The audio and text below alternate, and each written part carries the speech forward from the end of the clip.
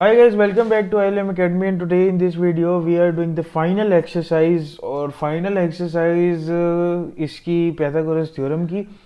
और बेसिकली ये एक्सरसाइज नहीं है, सिर्फ आपका कॉन्सेप्ट क्लियर करने के लिए जो है वो क्वेश्चन है। ठीक है, तो दो क्वेश्चंस हैं टोटल ये। ठीक है, और इसके अंदर एक कॉन्सेप्ट सिर्फ रह गया था कि इसके अंदर एक चीज़ होती है कॉन्वर्स ऑफ पैथागोरस थ्योरम। अच्छा, कॉन्वर्स के अंदर क्या सिस्टम होता है कि आपको ना आइडिया लगाना होता है कि वेदर जो है ना एक ट्रायंगल राइट एंगल है या नहीं है।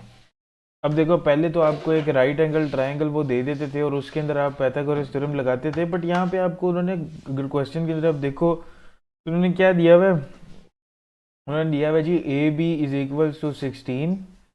ठीक है, और B C is equals to 63 and A C is equals to 65। ठीक है, अब ये आपको जो है इन्होंने तीन जो है वो बस डिजिट्स दे दिए, ना ये बताया 90 का एंगल कैसे बन रहा है, ना ये बताया ट्रायंगल राइट एंगल है या नहीं है।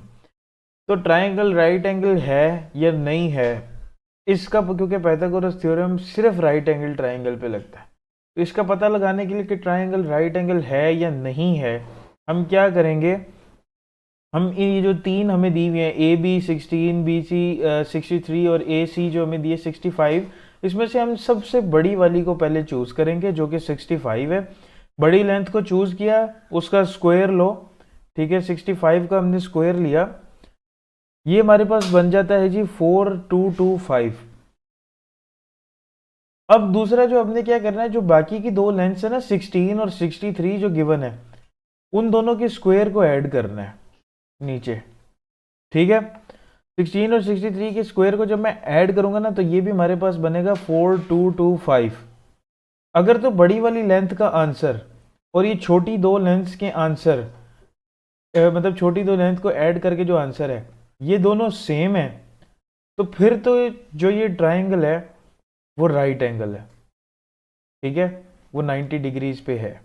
ठीक है, और उसमें क्या होगा कि जो आपकी सबसे बड़ी लेंथ होगी वो आपकी हाइपोटेनस होगी, टेढ़ी वाली लाइन होगी। और जैसे ए बी 16 है तो ये हो जाएगा, और बी सी 63 है तो ये हो जाएगा, और जो आपके पास ए सी है ना वो ये हो जाएगा।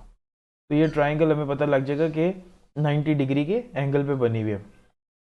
ओके, अब इसी का हम बी पार्ट देख लेते हैं, जिसमें वो उसने हमें फिर से तीन लेंथ्स दी हैं। उसने हमें डी ई दी है 24 सेंटीमीटर, ई एफ दी है 27 सेंटीमीटर, और डी एफ दी है 21 सेंटीमीटर। सबसे पहले तो आपने इनमें से वही हरकत करनी है, सबसे बड़ी वाली लेंथ उठानी है और उसका स्क्वायर ले लेना। तो मैंने ई एफ उठाया और उसका स्क्वायर ले लिया 27। इसका मेरे पास जो स्क्वायर है वो आ गया जी 729। ठीक है, अब मुझे छोटी जो दो लेंथ्स हैं उनके स्क्वायर्स को ऐड करना है। अगर तो जवाब सेम है, जैसे कि इसका स्क्वायर आ जाएगा 576 और इसका स्क्वायर आ जाएगा जी 441, इन दोनों को हम ऐड करेंगे तो 1017 आ रहा है। अब ये जवाब और ये जवाब डिफरेंट है। ठीक है, इसका मतलब यह है ना इसके ऊपर पाइथागोरस थ्योरम लग सकता है और ना ये राइट एंगल नहीं है। ठीक है, ये चीज। सेकंड नंबर का क्वेश्चन जो इस कॉन्वर्स को पता लगाने के लिए आ सकता है कि वो देखो, अब वो आपको फंसाएगा फ्रैक्शंस के अंदर। देखो, वो कहता है एस टी हमारे पास 7/12 है। मैं क्वेश्चन थोड़ा बड़ा कर देता हूँ ताकि आपको क्वेश्चन पे ही नज़र आ जाए कि मुझे क्वेश्चन से ज़्यादा आगे ना जाना पड़े, चलो नीचे लिखना ना पड़े शॉर्ट फॉर्म में। अच्छा, एस टी वो कहता है जी 7/12 है, टी यू वो कहता है 5/6 है, और एस यू 1/3 है। जी, एक चीज़ आपने माइंड में रखनी है कि आपने इन सब को एज अ फ्रैक्शन आप ये अंदाज़ा नहीं लगा सकते कौन सी फ्रैक्शन बड़ी है कौन सी छोटी है। ठीक है, ऐसे अगर आप देखोगे ना तो आप अगर अगर तो आप ये कह रहे हो ना कि 7/12 जो है वो इनमें से सबसे बड़ी फ्रैक्शन है, तो ये आप गलत कह रहे हो, क्योंकि हमें इनको फ्रैक्शंस को डिवाइड करके इनके आंसर्स में देखना है सबसे बड़ा कौन सा है।